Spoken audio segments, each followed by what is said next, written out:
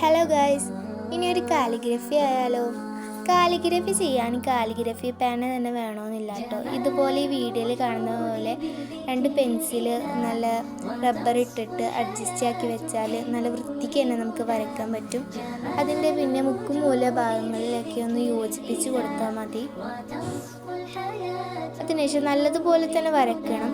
അതിനുശേഷം നമ്മളൊരു മാർക്കറോ സ്കെച്ചോ വെച്ച് നല്ലതുപോലെ തന്നെ അതിൻ്റെ ഔട്ട്ലൈൻ കൊടുക്കണം. ഔട്ട്ലൈൻ കൊടുത്തിട്ട് കളർ ചെയ്യുമ്പോൾ നമ്മൾ കളർ ചെയ്യുന്ന ടൈമിൽ പുറത്തേക്ക് പോവില്ല. നമ്മൾ കളർ കൊടുക്കണ ആ ഒരു സംഭവം പുറത്തേക്ക് പോവില്ല. നമുക്ക് ഉള്ളിൽ ഭാഗത്ത് മാത്രമായിട്ട് നമ്മൾ നല്ല വൃത്തിക്ക് തന്നെ കളർ കൊടുക്കണം. എന്നാലേ അത് നമ്മൾ കാലിഗ്രഫി കാണാനൊരു ഭംഗി ഉണ്ടാവുള്ളൂ. അപ്പോൾ വീഡിയോ കാണുന്ന എല്ലാ കൂട്ടുകാരും സബ്സ്ക്രൈബ് ചെയ്യണേ. കൂടെ ലൈക്കും കമൻറ്റും മറക്കണ്ട. ഒന്ന് സപ്പോർട്ട് ചെയ്യുക എല്ലാവരും.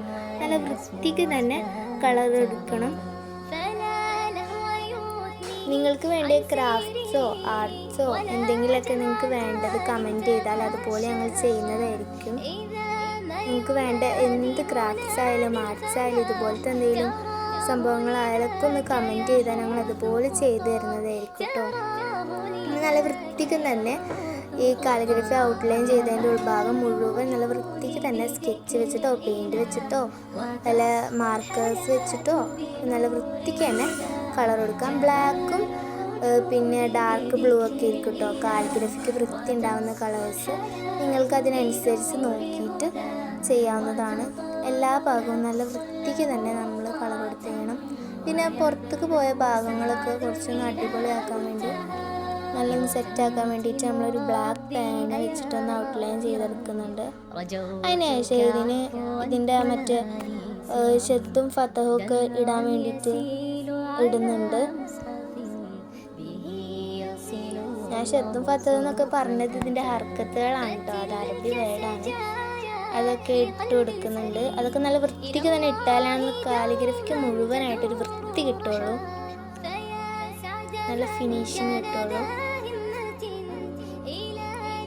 നല്ല വൃത്തിക്ക് തന്നെ അതൊക്കെ ഇടാട്ടെ. ഈ വീഡിയോയിൽ കാണുന്നത് പോലെ എല്ലാ ഭാഗത്തും അതുപോലെ നല്ല വൃത്തിക്ക് തന്നെ ഇട്ട് കൊടുക്കുക. നല്ല കാലിഗ്രഫി കാണാൻ തന്നെ ഒരു വൃത്തി ഉണ്ടാവുള്ളൂ.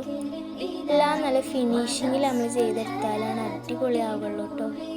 അതെന്തൊരു കാര്യമായിക്കോട്ടെ.